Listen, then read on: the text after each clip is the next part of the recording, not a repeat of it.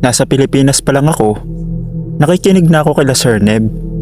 At nang matuklasan ko itong channel mo Sir Dave, dito ko naisipang magbahagi ng karanasan ko sa Qatar. Ako si Maya, isang OFW yung nagtatrabaho sa Qatar bilang cleaner sa isang malaking staff accommodation malapit sa construction site. 6 na palapag ang building, mahabang hallway, pare-pareho ang pinto.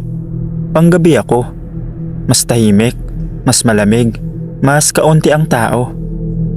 Ang laundry room ay nasa ground floor, sa pinakandulo ng building. Maliit lang, 3 washing machine, 2 dryer, isang fluorescent light na palaging kumikislap-kislap. Doon ako madalas magpunta tuwing 2:00 ng madaling araw para maglaban ng sarili kong damit. Kasi libre ang kuryente sa oras na yon at wala nang pila. Noong unang gabi, wala akong napansin. Hanggang sa sumunod na gabi, habang naglalakad ako pababa ng hagdan, narinig ko ang mahina pero malinaw na pag-iyak. Akala ko babae. Siguro may OFW na homesick. Normal lang yon. Lahat kami may ganong gabi. Pero habang papalapit ako sa laundry room, napansin kong wala namang ilaw sa loob at wala ring bukas na washing machine. Pagbukas ko ng pinto, tumigil ang iyak. Tapos naging sobrang tahimik. Nagkibit balikat ako. Baka guni-guni ko lang. Pagod o baka kulang lang talaga ako sa tulog. Noong 3 gabi, bumalik ang iyak. Mas malinaw na. Hindi babae kundi isang bata. Napahinto ako sa may pinto ng hagdan. Hindi ako agad bumaba. Nakinig muna ako. Parang may humihikbi. Pasulpot-sulpot na parang pinipigilan. May tao ba dyan? Mahina kong sabi. Wala namang sumagot. Pero hindi rin tumigil ang iyak. Bumaba ako ng dahan-dahan. Ramdam ko ang lamig ng sahig kahit nakasapatos ako. Pagdating ko sa laundry room, bukas ang ilaw kahit sigurado akong pinatay ko yun kanina. At doon ako merong nakita. Isang bata nakaupo sa tabi ng washing machine. Nakatalikod. Maliit lang ito. Manipis ang braso. Nakaputing damit na parang damit pang bahay. Nakayakap sa tuhod. Umiiyak. Uy, okay ka lang? Nawawala ka ba? Tanong ko kahit kinakabahan. Hindi siya sa akin tumingin. Lalo lang siyang umiyak. Lumapit pa ako ng isang hakbang. Doon ko napansin na hindi naman gumagalaw ang washing machine pero parang may tunog ng tubig sa loob. Hindi ko marinig ang paghinga niya. Iyak lang. Walang hinga. Lahat singhot. Nasaan ang magulang mo? Tanong ko ulit. Dahan-dahan siyang tumayo. Hindi pa rin siya humarap sa akin. Napansin ko din na hindi dumidikit ang paa niya sa sahig. Parang anino lang yun. Biglang humina ang ilaw. Pumislap ng mabilis. Tapos bumalik sa normal. Tapos bigla siyang nawala. Walang tunog. Walang bukas na pinto.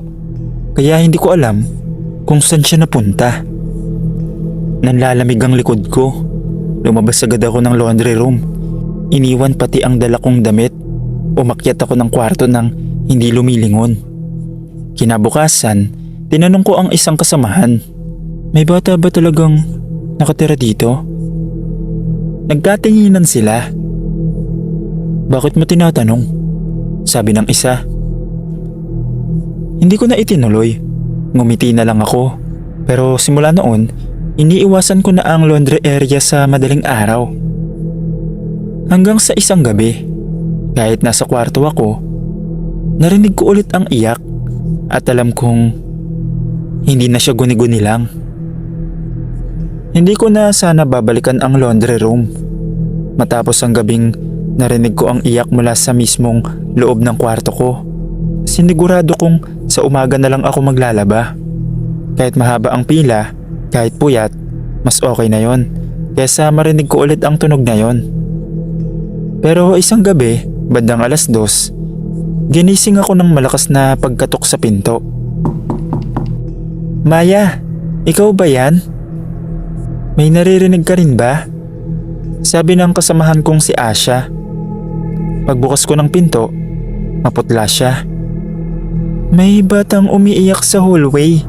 Kanina pa. Dugtong pa niya. Kinabahan na naman ako. Magkasama kaming lumabas. Tahimik ang hallway. Walang tao. Patay ang karamihan ng ilaw. Pero malinaw na malinaw ang tunog. Iyak ng bata. Paputol-putol. Parang nahihirapang huminga. At papunta yun sa iisang direksyon. Sa laundry room.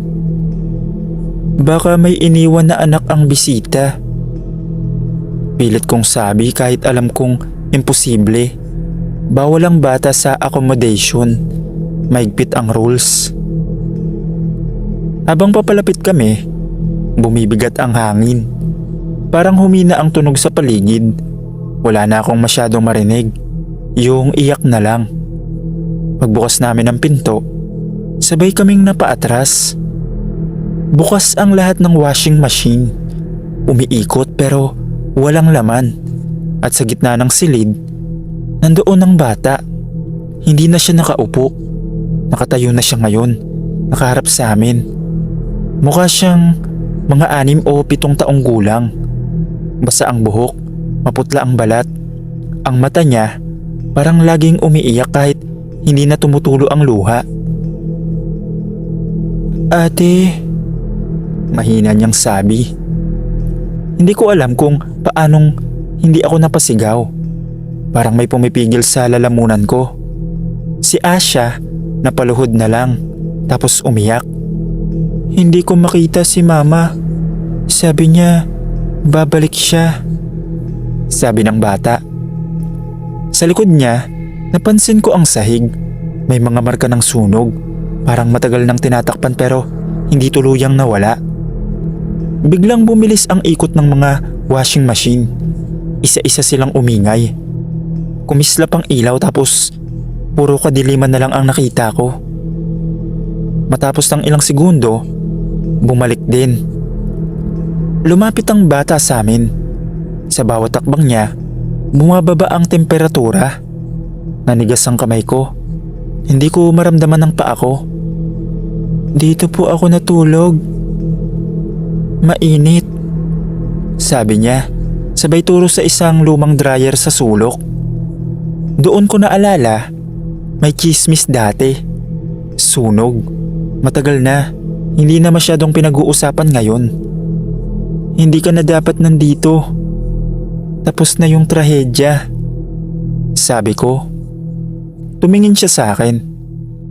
Biglang pumatay ulit ang lahat ng ilaw. Sa dilim, narinig ko ang iyak niya. Sobrang lapit na. Parang nasa tabi ko na lang ang bibig niya. May malamig na kamay na humawak sa pulsuhan ko. Napapikit ako, napadasal. Kahit halo-halo ang salita, kahit putol-putol, basta tumigil lang. Biglang bumukas ang emergency lights. Tapos wala na yung bata. Tahimik na ulit ang laundry room. Namatay ang mga washing machine. Amoy sunog ang hangin. Kinabukasan, hindi kami pumasok agad sa trabaho.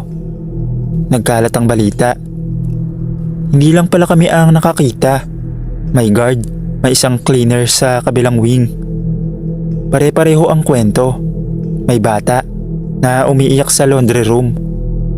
Doon na nagsalita ang matagal ng staff. May batang naiwan daw noon sa laundry room habang naglilinis ang nanay niya. Nagkaroon ng sunog sa dryer.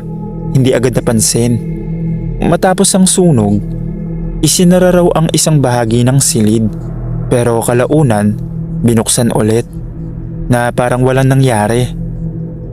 Hanggang ngayon, pag dadaan ako sa ground floor, sarado na ang laundry room. May tape sa pinto. May karatula ang under maintenance. Pero tuwing madaling araw, kapag tahimik ang building, may mga nagsasabing naririnig pa rin ang mahina at putol-putol na iyak. Pero ako, hindi ko naman na narinig, at kung may maramdaman akong kakaiba, hindi ko na lang pinapansin.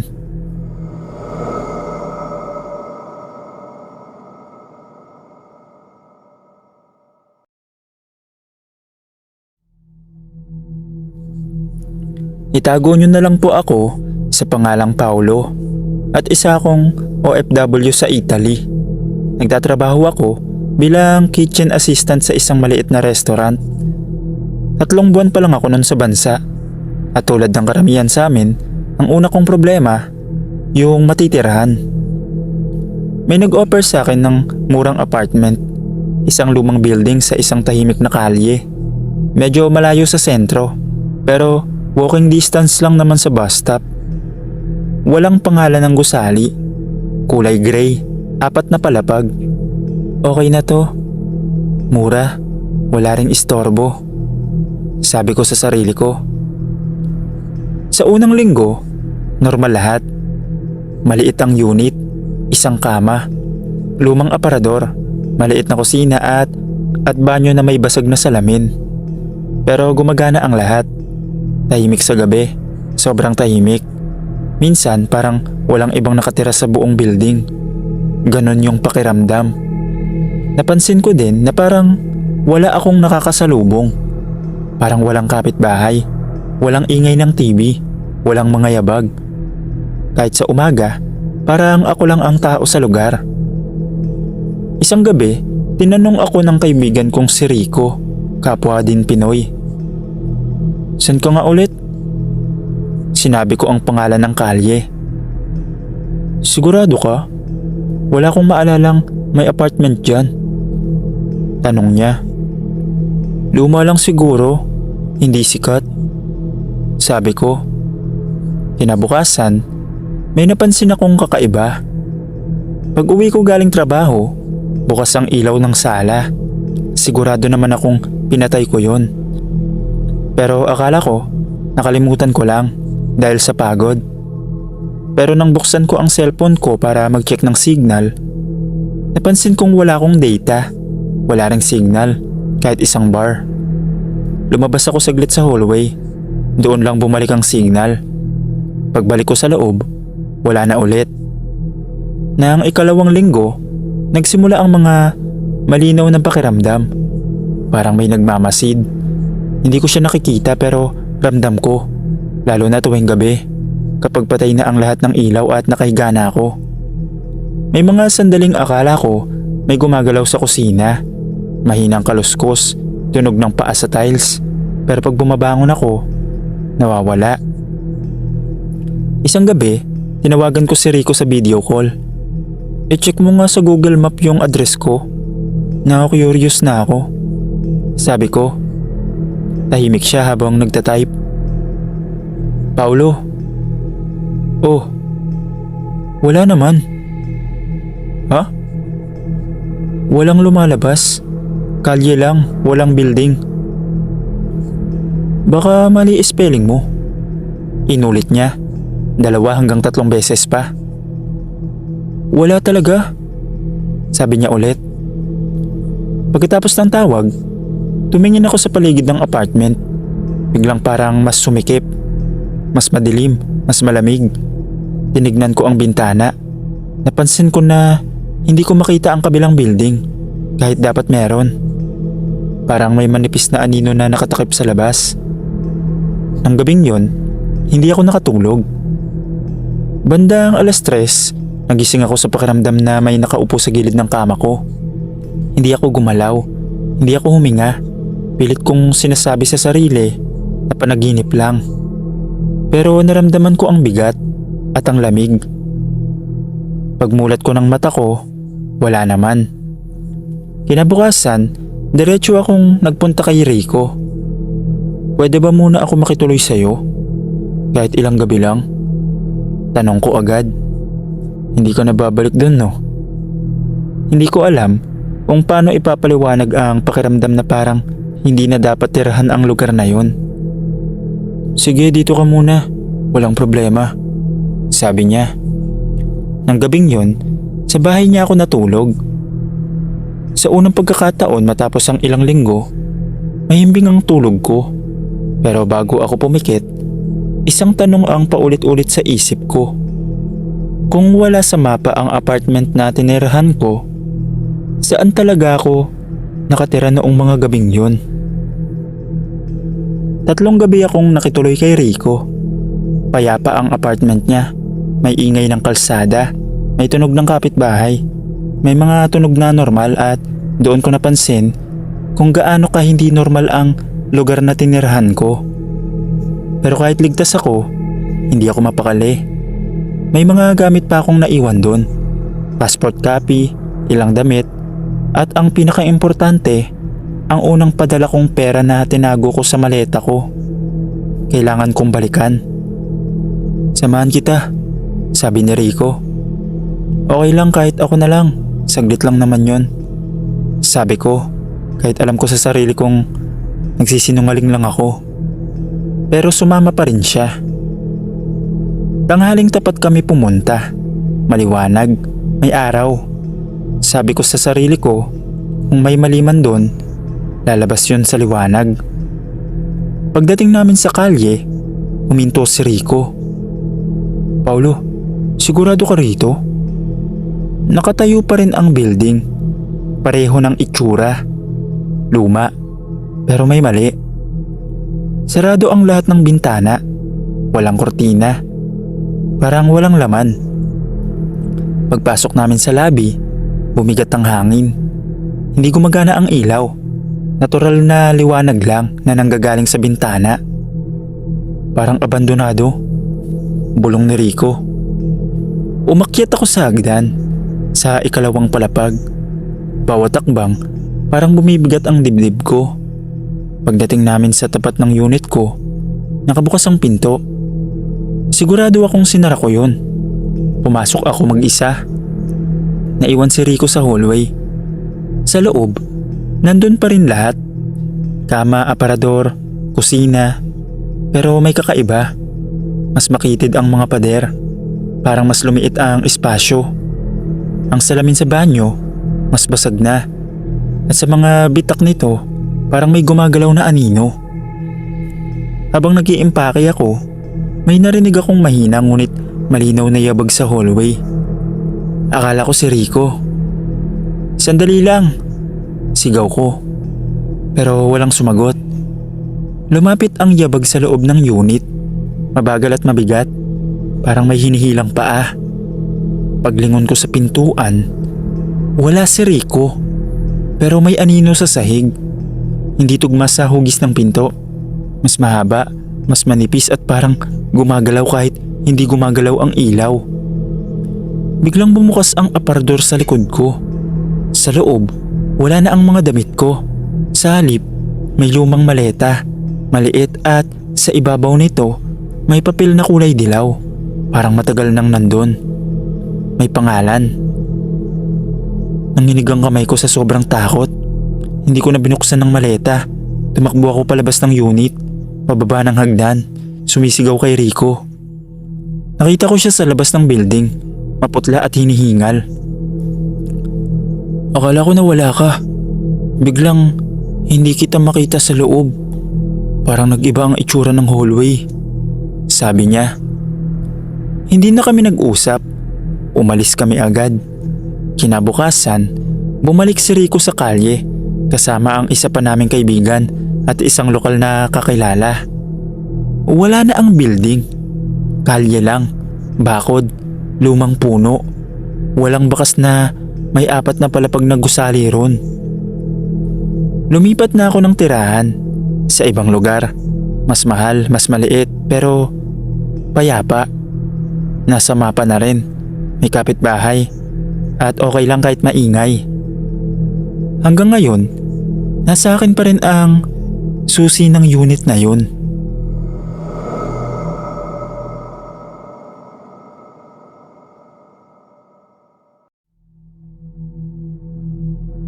Libangan ko dito sa Kuwait ang mga horror stories. Lalo na yung mga kwento mo, Sir Dave. Tawagin niyo na lang po akong Shai. Isang domestic helper sa Kuwait. 2 buwan pa lang ako nun sa bahay ng amo kong lalaki na si Sir Hassan.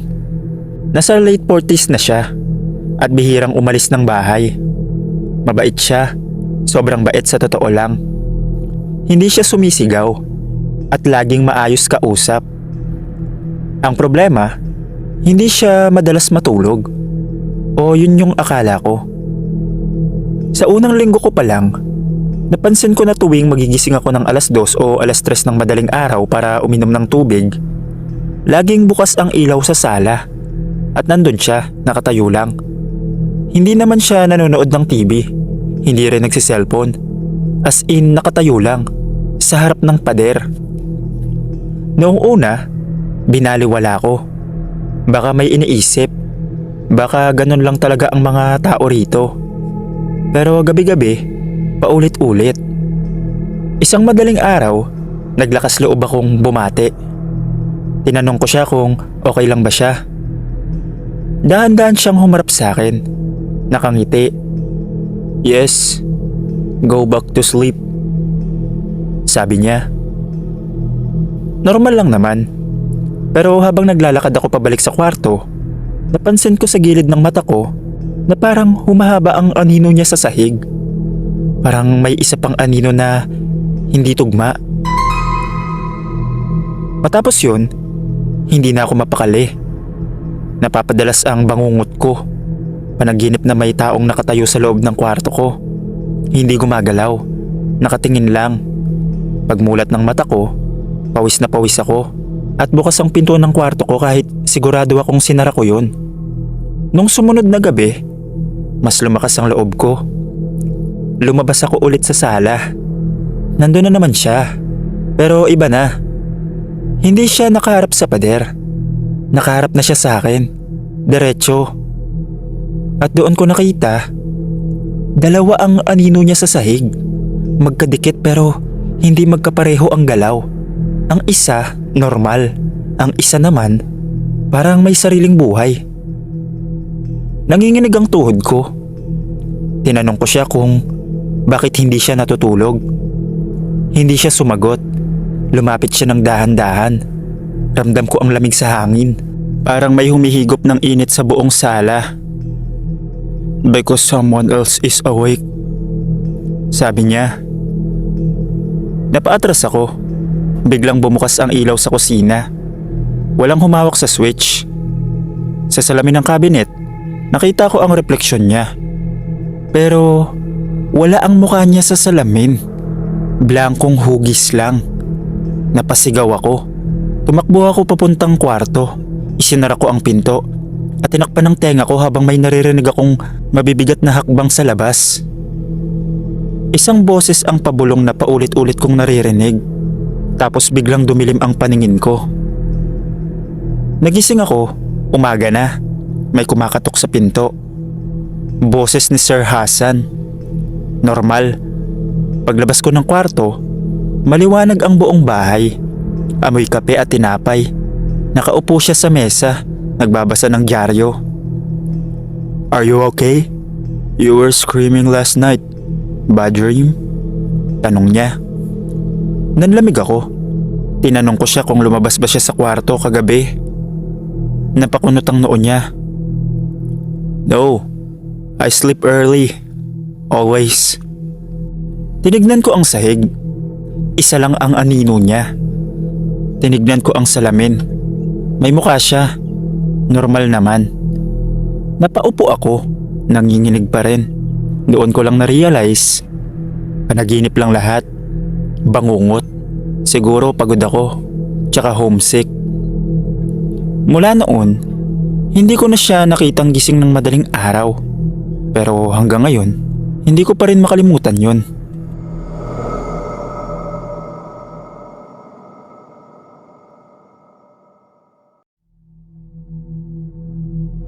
Mapagpalang araw po. Gusto ko lang sanang ibahagi ang naranasan ko dito sa Taiwan. Madalas akong makinig dito sa PNT Stories. Sana po, marinig ko ang sarili kong kwento dito.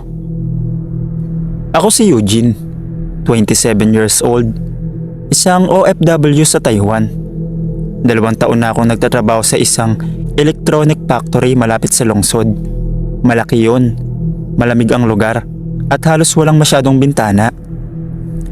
Sanay na kami sa tunog ng makina. Sa umpisa, nakakabingi. Kalaunan, parang normal na lang. Night shift ako, 7 PM hanggang 7 AM. May isa kaming katrabaho. Kapwa rin Pinoy. Tahimik siya pero palangiti. Siya yung tipo ng taong laging unang dumarating at huling umuuwi. Ang palagi niyang sinasabi, mas okay ng pagod, basta malaki ang sahod. Isang gabi, may nangyaring aksidente. Hindi ko nakita mismo.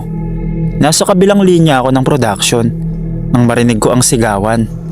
Tapos ang tunog ng emergency alarm. Kinabukasan na namin nalaman, nadulas daw yung katrabaho namin habang naglilinis ng makina. Tapos nabagok ang ulo. Nagluksa kaming lahat. Yung altar sa locker area, may kandila at bulaklak. At litrato ng katrabaho namin na naka-uniform pa. Pagkatapos ng ilang araw, tinanggal din yon. Tuloy ang trabaho. Ganon talaga. Akala namin, tapos na. Isang madaling araw, bandang 3:00, napansin kong umaandar ang isang makina sa dulo ng linya. Patay ang breaker ng area na yon. Doon mismo nangyari ang aksidente. Lumapit ang supervisor namin. Tinanong kung sino ang nagbukas nun. Walang sumagot. Habang papalapit ako, nakita ko ang isang lalaking nakatayo sa harap ng makina. Naka-uniform, nakakap, nakatalikod. Sinabihan ko siyang bawal doon. Pagharap niya, siya yung katrabaho naming namatay.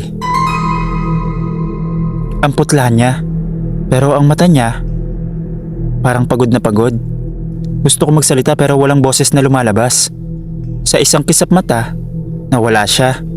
Kasabay nun, tumigil ang makina. Sinabi ko sa sarili ko na hindi yun totoo. Imposible. Patay na siya. Pero kinabukasan, may isa pang nakakita. Tapos dalawa. Hanggang sa halos buong night shift namin, may kanya-kanyang kwento. May nakikita raw na lalaking naglalakad papunta sa locker area. May narinig na may nagtatap ng ID sa gate kahit walang dumadaan. Pinakamatindi ang nangyari sa akin isang gabi. Mag-isa ako naglilinis sa area ng lumang makina. Yung mismong pinangyarihan. Tahimik naman. Biglang bumukas ang makina. Isa-isa. Parang may nag-o-on. Sa pagitan ng mga ilaw, nakita ko na naman siya. Nakatayo sa tabi ko. Amoy langis at malamig ang hangin. Dahan-dahan siya nagsalita. Hindi pa tapos ang shift ko. Nanlambot ako. Kailangan mo na magpahinga. Pabulong kong sabi. Tumingin siya sa makina, tapos sa akin. Biglang namatay ang lahat ng ilaw. Nang nagbukas ang emergency lights, mag-isa na lang ako. Pero sa sahig, may bakas ng paa papunta sa locker area. Kinabukasan, hindi na namin kinaya. Lumapit ang mga Pinoy sa management. Kahit hindi sila naniniwala, pumayag sila na ipabindisyon ang pwesto. Isang linggo, dumating ang isang pare kasama ang ilang manggagawa. Tahimik ang buong pabrika. Nakapatay lahat ng makina. Habang nagwiwisik ng holy water sa lugar kung saan nangyari ang aksidente, biglang humangin kahit sarado ang pinto. Saglit kong nakita sa gilid ng mata ko ang isang aninong nakatayo sa dulo ng linya. Nang banggitin ng pare ang huling dasal, parang may kakaibang dumaan sa buong factory na presensya. Pagkatapos nun, wala na. Wala nang umandar na makina sa madaling araw. Wala nang nagtatap ng ID. Wala na ring naglalakad sa locker area. Bumalik sa normal ang lahat. Hanggang ngayon, nagtatrabaho pa rin ako dito.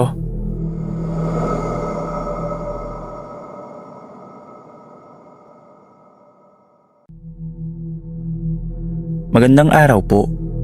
Ako nga pala si Dayan. Nakatira po kami sa Imus, Cavite. At dito nangyari ang ikukwento ko nitong November lang, pagkatapos ng birthday ng anak ko. Itong story ko ay hango sa naranasan ko sa bunso kong anak na si Samantha, 14 years old. Isa po siyang special child.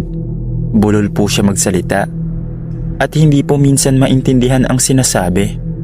Pero minsan, nakakapagsalita siya ng malinaw.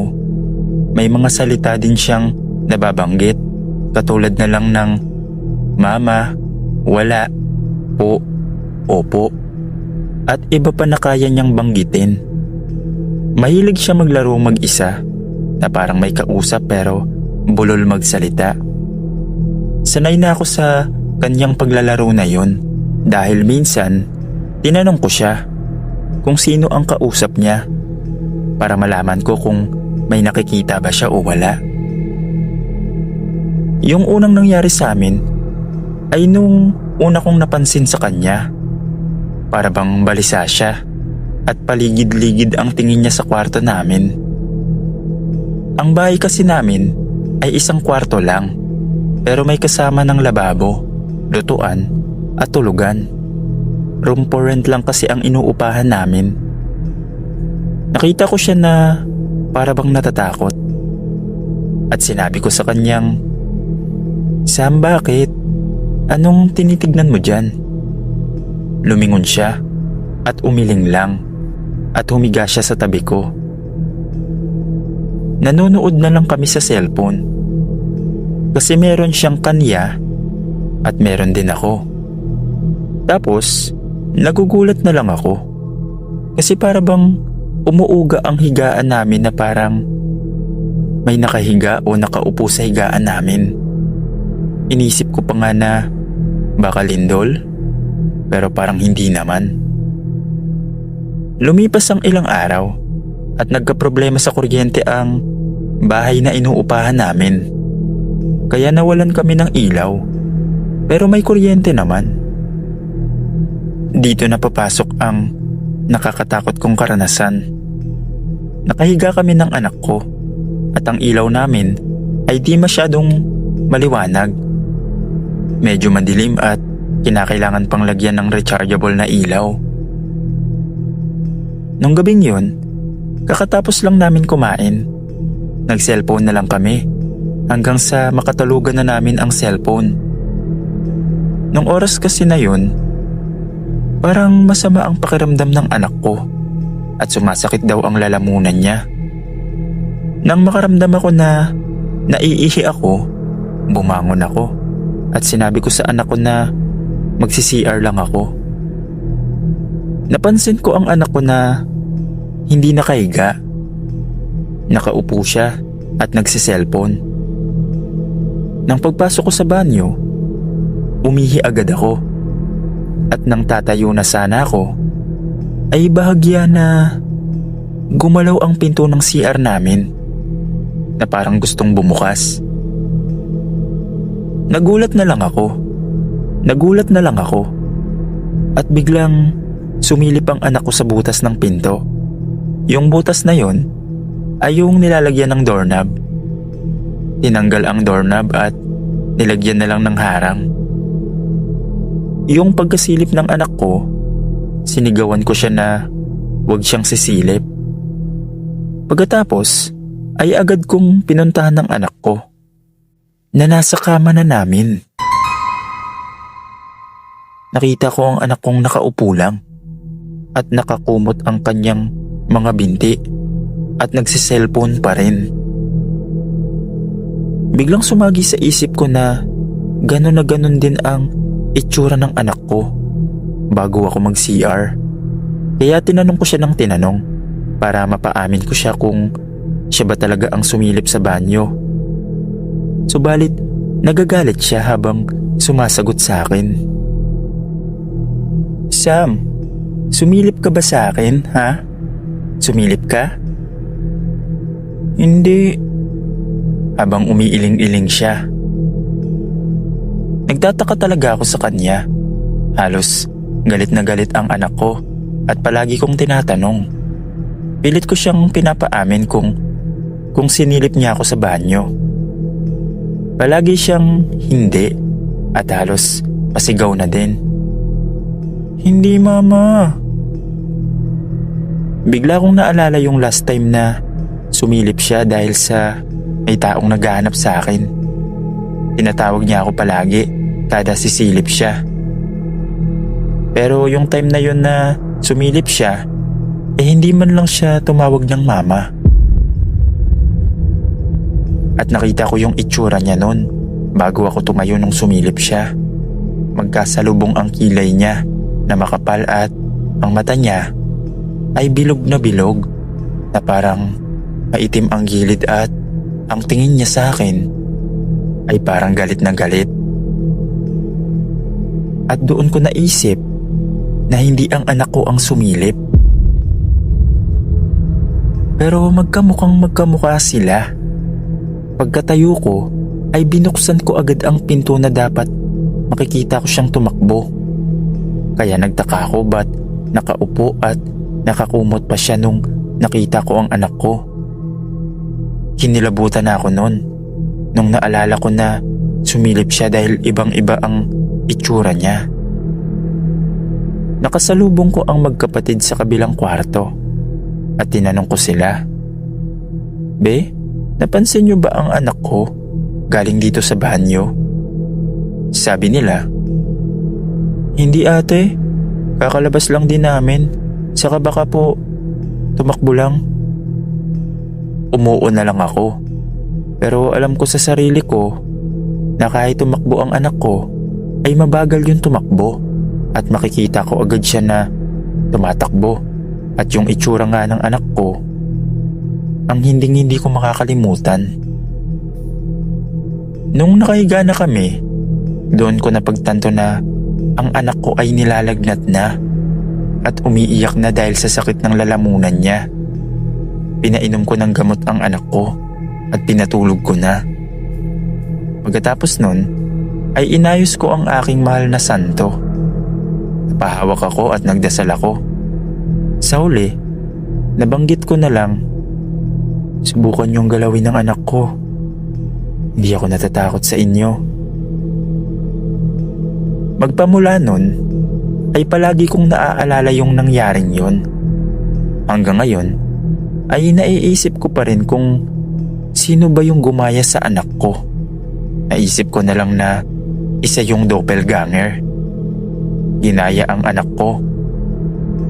Hanggang dito na lang po muna.